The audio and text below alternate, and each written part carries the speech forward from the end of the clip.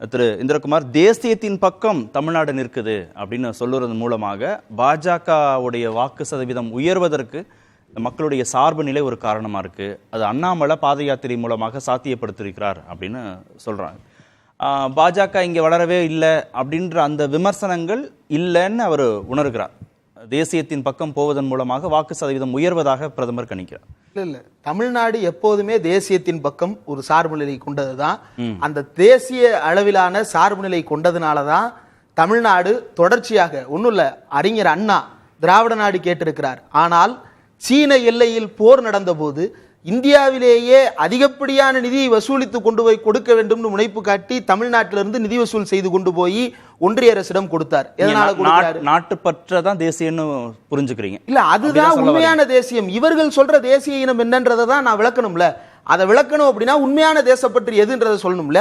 சீன எல்லையில் போராட்டம், அந்த போராட்டத்துக்காக தமிழ்நாட்டிலிருந்து நிதி வசூலித்து கொண்டு போய் திராவிட நாடு கேட்ட பேரறிஞர் அண்ணா நிதி கொடுக்கிறார். ஏன்னா வீட்டை முதல்ல பாதுகாக்கணும், அதுக்கப்புறம் உள்ளுக்குள்ள இருக்கிற ரூம்களை பாதுகாக்கலாம். வீட்டை பாதுகாக்கணுன்ற அடிப்படையில் நிதி கொடுக்கிறாரு. அதற்கடுத்து தொடர்ச்சியாக பாருங்க, இந்தியாவினுடைய வளர்ச்சியில தமிழ்நாடு பொருளாதார ரீதியாகவும் சரி, அரசியல் ரீதியாகவும் சரி ஆற்றிய பங்களிப்பு என்பது கொஞ்ச நஞ்சமானது அல்ல. இன்றைக்கு இவர் 3 திட்டங்கள் கொடுத்திருக்கிறாரு. என்னென்ன? பிஎம் ஆவாஸ் யோஜனான்னு ஒன்று, 2வது எல்பிஜி உஜ்வாலான்னு நினைக்கிறேன், 3வது இலவசமா அரிசி கொடுக்கிறது. 3மே தமிழ்நாட்டை பார்த்து அட்டட்டு வட்ட காப்பி அடிச்ச திட்டம். PMAY அப்படின்றது என்னது? பிரதான் மந்திரி ஆவாஸ் யோஜனா. ஏற்கனவே இந்திரா ஆவாஸ் யோஜனா, ராஜீவ் ஆவாஸ் யோஜனா தேசிய அளவு திட்டங்கள் ஒவ்வொருத்தரும் பயன்பெறுகிறார்கள் மத்திய அரசு திட்டங்களால. எவ்வளவு பயன்பெறாங்க அப்படின்னு பார்க்கணும்ல. இப்ப தமிழ்நாட்டு அரசால பயன்பெறாங்களா, ஒன்றிய அரசால பயன்பெறாங்களான்ற வித்தியாசத்தை மக்களுக்கு சொல்லணும் இல்லையா? PMAY கீழே வீடு கட்டும் திட்டத்துக்கு 1.5 லட்சம் ரூபாய் கொடுக்கிறாரு பிரதமர் மோடி. PMAY அர்பன்ல 1.5 லட்சம் ரூபாய் பிரதமர் மோடி கொடுக்கிறாரு. அதே மாநில அரசு 7 லட்சம் ரூபாய் கொடுக்குது. பயனாளர்கள் 1.5 லட்சம் ரூபாய் கொடுக்குறாங்க. ஆனா இவர் கட்டி கொடுக்குற வீடு எப்படிப்பட்ட வீடு தெரியுமா? இவர் கொடுக்குற 1.5 லட்சத்துக்கு நிகரான தொகையை நம்ம போட்டுக்கலாம். மீதி எவ்வளவு தொகை வந்தாலும் அதை வீடு கட்டக்கூடியவர்கள் கடன் வாங்கி ஏற்றிக்கொள்ள வேண்டும். ஏன் சார், கடன் வாங்குற அளவுக்கு வசதி இருந்தா அவங்க யார்கிட்டயோ கைமாத்து வாங்கியோ அல்லது பேங்க்ல லோன் வாங்கியோ வாங்கி இருக்கலாம். முடியாம போச்சு, அதனாலதான் வீடு கட்டணும். இப்ப சென்னையில வீடு கட்டுறதுக்கு 10 லட்சம் ரூபாய் ஆகுது estimate. Tamil Nadu urban habitat development board MD சொல்றாரு 10 லட்சம் ரூபாய் ஆகும்னு. 10 லட்சம் ரூபாய்க்கு ஒரு 1.5 கொடுக்குறாரு. மீதி இருக்கக்கூடிய 8 லட்சத்தை மக்கள் பெறட்ட முடியாது. அப்ப என்ன சொல்றாங்க அப்படின்னா, மாநில அரசு 7 லட்சம் ரூபாய் கொடுத்துறேன், 1.5 லட்சம் ரூபாயை நீங்க 200 ரூபாயா 500 ரூபாயா இன்ஸ்டால்மெண்ட் போட்டு 20 வருஷத்துக்கு கூட கொடுங்கன்னு மக்களுக்கு கொடுக்குறாங்க. இது ஒண்ணு. இது ஏற்கனவே தமிழ்நாட்டில் கலைஞர் வீடு வழங்கும் திட்டம்னு இருந்தது.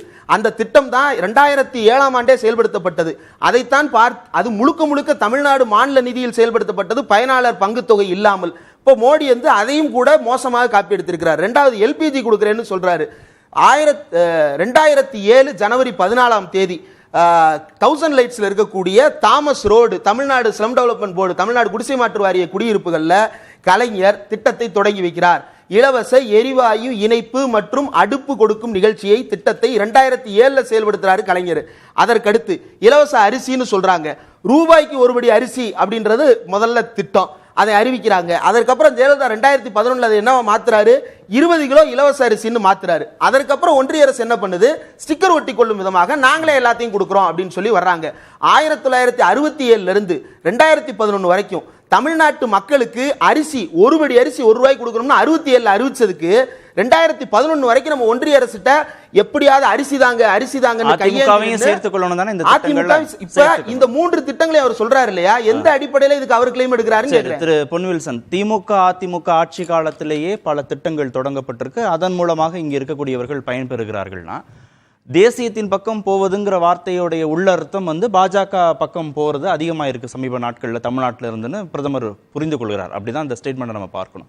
அதற்கான அடிப்படை காரணங்கள் என்ன? ஏற்கனவே மாநில அரசு எல்லாம் செய்யுது. அப்போ எதனால இந்த தேசியத்தின் பக்கம் இவர்கள் நகருகிறார்கள்? என்ன காரணம்? இல்லை, இப்போ அவங்க சொல்ற வாக்கு மூலம் அவங்க சொல்ற சாதனைகள் எல்லாம் தேசிய அளவுல தான் சொல்றாங்க. தமிழ்நாட்டில் பேசும்போது தேசிய அளவுல செய்த சாதனைகளை பேசும் தமிழகம் தேசியத்தின் பக்கம் அதுல தமிழகமும் வருது அப்படின்ற அரசியல் வளர்ச்சியில தமிழகம் புதிய மையமாக விளங்குது. இல்ல, நான் என்ன சொல்றேன், இப்ப கேஸுக்கு மானியம் சொல்லிட்டு அவங்க 40 லட்சம் இலவச கேஸ் இணைப்பு கொடுத்தாங்க.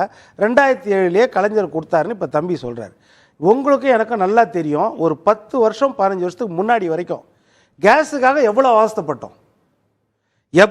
21 நாள் கழிச்சு தான் உங்களுக்கு கேஸ் வந்து நீங்க புக் பண்ணணும். ஒரு கேஸ் முடிஞ்சிச்சுன்னா அதற்கு பிறகு 21 நாள் கழிச்சு தான் அது அலாட் ஆகும். சரி, அப்ப மானியம் எவ்வளவு? இப்ப மானியம் இல்ல இல்ல நான் என்ன சொல்றேன், இல்ல இப்ப கேஸ் விலை எவ்வளவு, இன்னைக்கு கேஸ் விலை எவ்வளவு? இல்ல இல்ல அவ்வளவுதான். நீங்க சொன்ன 400 ரூபாய்க்கு கேஸ் இல்ல, நீ நான் சொன்ன இன்னைக்கு உதாரணம் 1200 ரூபாய்க்கு கேஸ் நான் விக்குது. பேசுற உதாரணம் கலைஞர் இலவசமா கொடுத்தார் நீங்க சொன்னது. இப்ப அதை தான் பேசுறோம். சரி, மோடி விலையை பற்றி இலவசமா பேசல. கொடுக்கறாரா? அன்றைக்கு இது பாருங்க, மோடி இலவசமா கொடுக்கறாரா? அன்றைக்கு வரிசையில மோடி நின்று ஓசியில சிலிண்டர் கொடுக்கறாரா? வரிசையில எத்தனை நின்று வீட்டுக்கு ஓசி சார், சிலிண்டர் டெய்லி நான் போகுது? வந்து நான் என்ன சொல்றேன், நீங்க மோடி ஓசி சிலிண்டர் பாயிண்டே கொடுக்கறாரா? சொல்லாம சொல்றீங்களா? இல்ல, அவர் ஓசி சிலிண்டர் நீங்க பத்தி பாருங்க, நீங்க பேசுறாரு. பேசுமா நான் பேசல. மோடி நீங்க ஓசி பேசுமா நான் சிலிண்டர் பேசல. கொடுக்கறாரா? பலவீனமானவங்க தான் இப்படி குறுக்க பேசுவாங்க. மோடி பேசுங்க, ஓசி சிலிண்டர் வாதம் பண்ண தைரியம் இல்லாதவங்க பலவீனமானவங்க தான் இப்படி பேசுவாங்க. சரி, தனி நீ மனித பேசுற வரைக்கும் நான் கம்முனு இருந்தேன். தனி பேசுங்க. மனித அப்ப ஏன் பேசணும் சார்? சரி, சொல்லுங்க. அவர் அதுதான் நான் சொல்ல வரேன். அமைதியா தான் இருக்காரு. அன்றைக்கு நான் வரிசையில் நின்று நான் கஷ்டப்பட்டது தெரியும், இவருக்கு தெரியாது. நான் கஷ்டப்பட்டேன். அன்னைக்கு வந்து கேஸ் டெலிவரி பாய் கேட்பான், என்ன தெரியுமா, 500 ரூபாய் மன்மோகன் சிங் கொடுப்பாரு. 500 ரூபாய் கூட கொடுக்குறீங்களா சார்? 2 நாள்ல கொடுக்குறேன்னுவான். சரி, கரெக்டா இல்லையா? இது நடந்துச்சா இல்லையா? இந்த மக்களுக்கு தெரியும். ஒரு நொடி நீங்க திமுக விலைவாசியை மட்டும் சொல்றீங்க.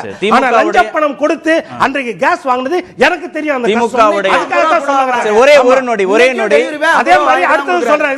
நீங்க நான் மீண்டும் உங்ககிட்ட தான் வரப்போறேன்.